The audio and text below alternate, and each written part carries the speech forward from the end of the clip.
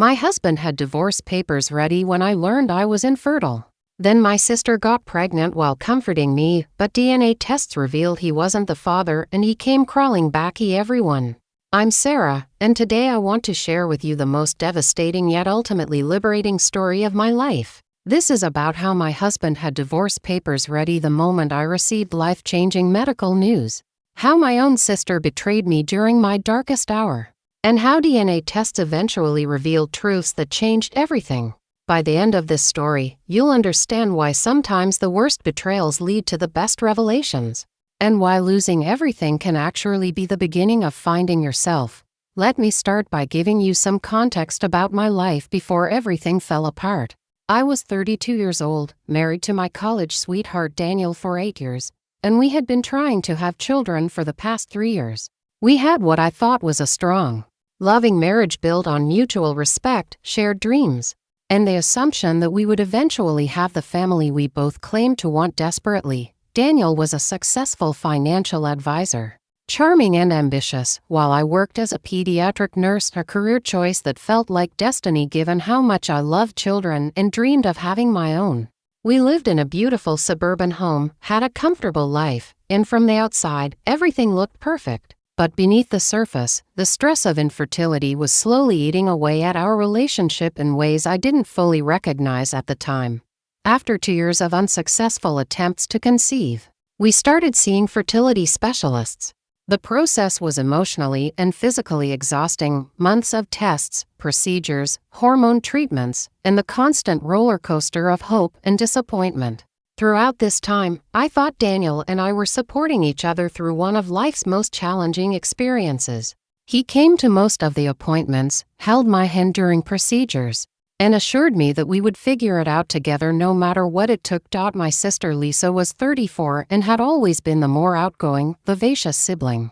She was single, worked in marketing, and had a lifestyle that seemed enviable, traveling, dating, living in a trendy downtown apartment. She was also incredibly supportive during our fertility struggles, frequently checking in on me, bringing me comfort food after disappointing appointments, and assuring me that I would be an amazing mother when it finally happened. The relationship between Daniel and Lisa was what I thought was appropriately friendly. They got along well at family gatherings, made polite conversation, and seemed to genuinely like each other as in-laws should.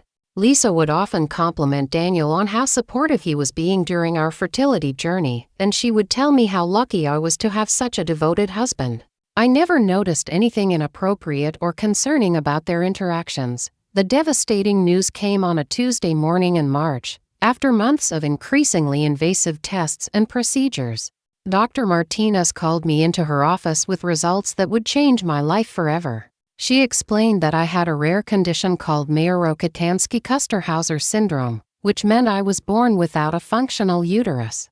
The condition had gone undiagnosed because I had appeared to have normal menstrual cycles. But further testing revealed the heartbreaking truth: I would never be able to carry a pregnancy naturally. I was devastated. The doctor explained options like surrogacy and adoption, but in that moment, all I could process was that my deepest dream of experiencing pregnancy and childbirth would never come true. I called Daniel from the parking lot of the medical center, crying so hard I could barely speak. He told me to come home immediately and that we would get through this together. When I walked into our house that afternoon, expecting to find my husband ready to comfort me and discuss our options, I instead found Daniel sitting at our kitchen table with a manila folder in front of him. His expression was serious, almost cold, and I immediately knew something was terribly wrong beyond just the medical news I was carrying. Daniel stood up as I entered the kitchen and said, "Sarah, we need to talk." He slid the manila folder across the table to me and said, "I think you should sit down for this." Inside the folder were divorce papers, complete, detailed, legal documents that had clearly been prepared well in advance of this moment. I stared at the papers in shock, unable to process what I was seeing. "What is this?" I whispered, though the answer was obvious.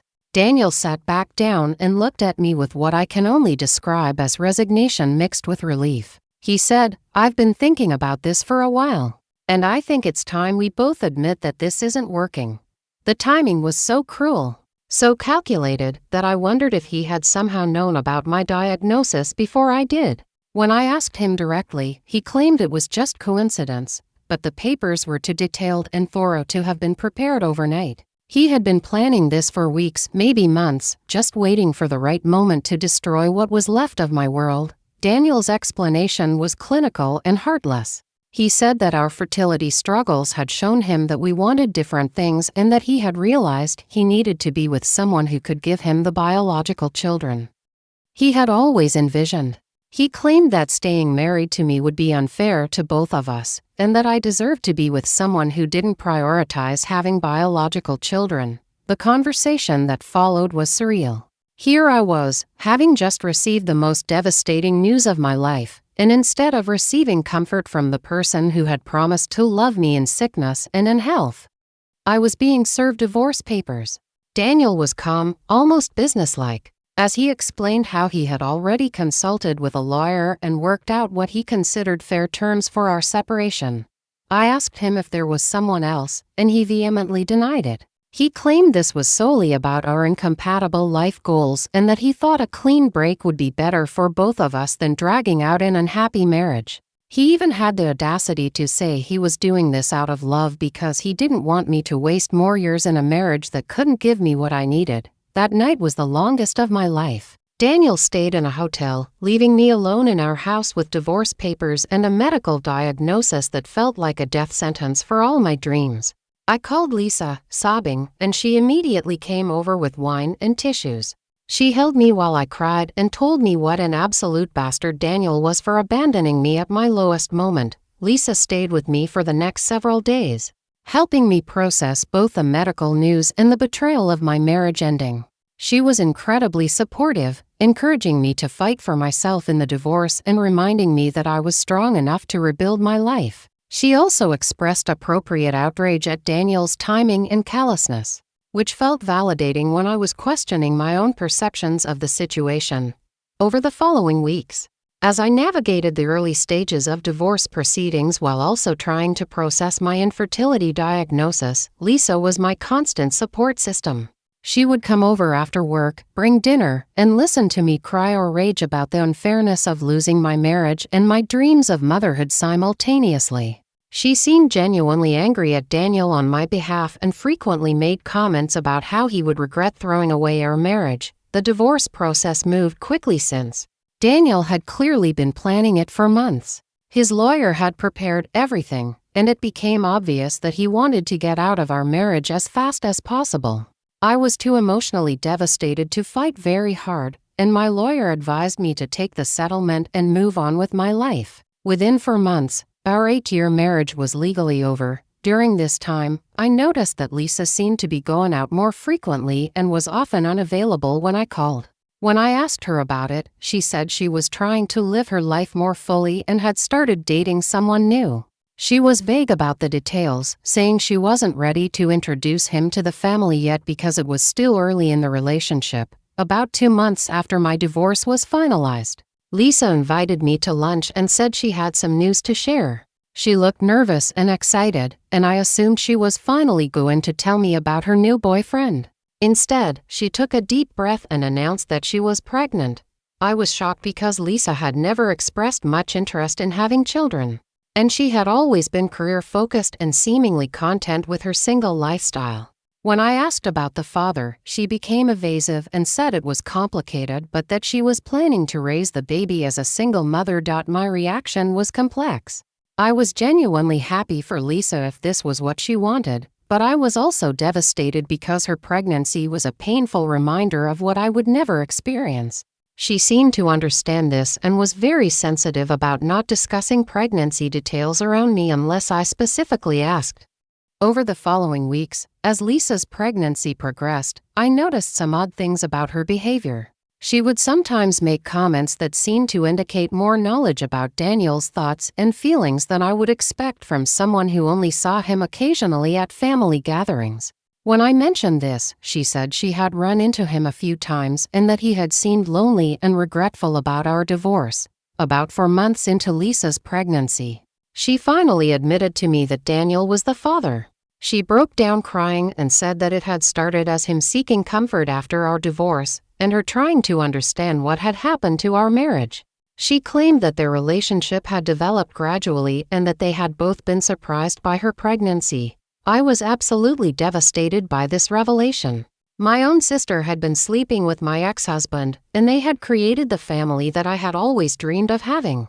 The betrayal felt even worse than the original divorce because Lisa had been my primary support system during the worst period of my life, all while secretly carrying on an affair with the man who had destroyed me.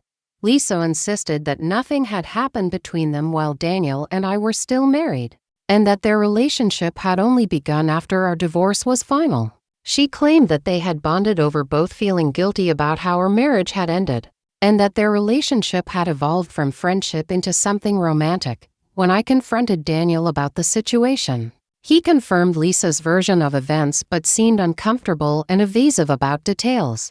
He insisted that he hadn't left me for Lisa, but rather that Lisa had been a source of comfort after our divorce, and their relationship had developed naturally. He seemed genuinely surprised by the pregnancy and claimed it hadn't been planned. The timeline they presented was technically possible, but something about their story felt off to me. The speed with which their relationship had developed, combined with some inconsistencies in their explanations, made me suspect that their involvement had begun before my divorce was final. However, I had no proof, and I was too emotionally exhausted to investigate further. Lisa and Daniel made their relationship public about 6 months into her pregnancy. The family reaction was mixed. Some relatives were supportive and happy that they had found each other, while others were uncomfortable with the situation and concerned about how I was handling it. I tried to be gracious and mature about the situation, but internally, I felt like my entire family had been stolen from me. As Lisa's due date approached, she and Daniel seemed increasingly happy and excited about becoming parents. They moved in together, started making plans for the baby, and appeared to be building the family life that I had always wanted. It was painful to watch, but I tried to focus on healing and rebuilding my own life. Their son was born on a beautiful spring day, and despite my complicated feelings, I felt genuine love for my nephew. Lisa and Daniel seemed like devoted parents, and their happiness was evident. For a brief moment, I wondered if maybe this had all worked out for the best. Perhaps they were better suited for each other than Daniel and I had been. But then something happened that changed everything. When the baby was about 3 months old, Lisa mentioned to me that she was concerned about some health issues the baby was having. She said the pediatrician had recommended genetic testing to rule out certain conditions, and that both she and Daniel would need to provide DNA samples. A few weeks later, Lisa called me in a panic. The genetic testing had revealed that Daniel was not the biological father of her son. She was devastated and confused, claiming she had no idea who the real father could be. She had been so certain that Daniel was the father that she had never considered the possibility of anyone else. When Daniel learned the results, his reaction was immediate and devastating. He accused Lisa of lying to him and manipulating him into a relationship based on false pretenses. He claimed that she had deliberately deceived him about the baby's paternity and had used the pregnancy to trap him into a relationship. Lisa insisted that she had genuinely believed Daniel was the father and had never intentionally deceived him. She admitted that there had been one other possible father, a man she had briefly dated around the same time, but she claimed she had been so sure it was Daniel's baby that she hadn't even considered the alternative. The revelation destroyed their relationship immediately. Daniel moved out, and Lisa was left as a single mother with a baby whose father she would now have to track down. The family that had seemed so perfect just months earlier had completely collapsed. But then came the most shocking part of the story. About a week after Daniel learned he wasn't the father, he showed up at my apartment with flowers and tears in his eyes. He said he had made the biggest mistake of his life by leaving me, and that losing Lisa and the baby had made him realize that I was the only woman he had ever truly loved. Daniel claimed that he had been panicked and selfish when he divorced me, and that he had convinced himself that having biological children was more important than our relationship. He said that the experience with Lisa had taught him that what mattered most was being with someone who truly loved and understood him. Regardless of whether they could have children together, he begged me to give him another chance, promising that we could explore adoption or surrogacy if I still wanted children, but that he now understood that our love was more important than any specific way of building a family. He said he had been miserable without me and that he would spend the rest of his life making up for the pain he had caused. I listened to his speech with a mixture of amazement and disgust. This man had abandoned me at my most vulnerable moment, had pre-prepared divorce papers for the day I received devastating medical news, and had immediately started a relationship with my own sister. Now that his backup plan had fallen apart, he wanted to return to the life he had discarded like garbage. I looked at Daniel, this man who had once been my everything, who had promised to love me through better or worse, who had thrown me away the moment I became inconvenient to his life plans, and I felt nothing but pity for him. He had revealed his true character, and no amount of regret or desperation could undo that knowledge. My response was calm and final. I told Daniel that he had made his choice when he chose to see me as defective rather than as his wife who needed support. I explained that he had shown me exactly who he was when he prioritized his ideal family over the woman who loved him. I said that his current desperation wasn't love, it was just fear of being alone after his plan B had failed. I also told Daniel that I had spent the past year learning to love and value myself again, and that I would never again accept being someone's second choice or safety net. I had discovered that I was stronger than I ever knew, and that I deserved a partner who would choose me every day, not just when convenient. The conversation ended with me asking Daniel to leave and never contact me again. I told him that I wished him well in his life, but that he would have no part in mine moving forward. He left looking defeated, and I never saw him again. As for Lisa, our relationship was irreparably damaged, but we eventually reached a kind of peace for the sake of our family. She apologized for her role in my pain, though she maintained that her relationship with Daniel had begun after our divorce. I never fully believed her timeline, but I decided that the truth didn't matter anymore. What mattered was that I had learned who I could trust and who I could in single quotes. Lisa eventually tracked down her son's biological father, who turned out to be a man she had briefly dated but had dismissed as unimportant. Ironically, he was thrilled to learn he had a son and has become a devoted father and partner to Lisa. They're now married and seem genuinely happy, which I'm glad about for my nephew's sake. The entire experience taught me profound lessons about resilience, self-worth, and the difference between love and possession. Daniel had never truly loved me. He had loved the idea of me as long as I fit his predetermined life plan. When I became inconvenient to his vision, he discarded me without hesitation. I realized that my infertility diagnosis, while devastating, had actually revealed the weakness in my marriage that might have taken years to surface otherwise.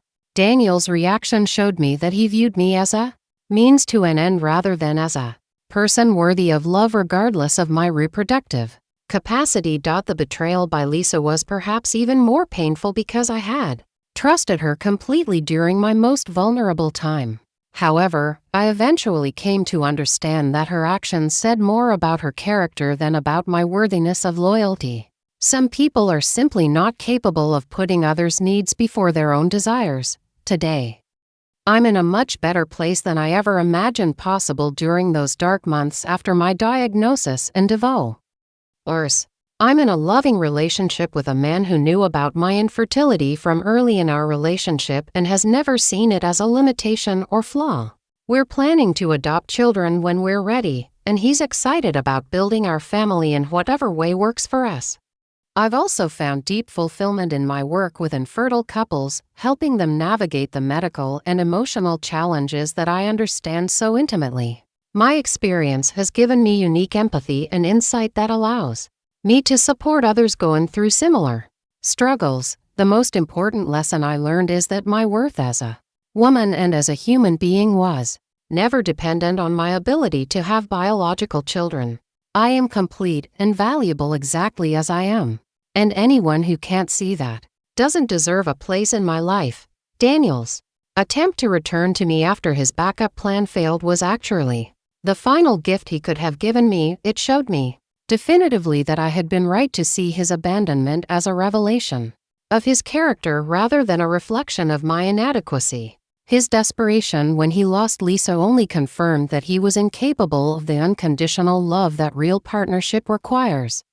I'm grateful now for the painful journey that led me to where I am today.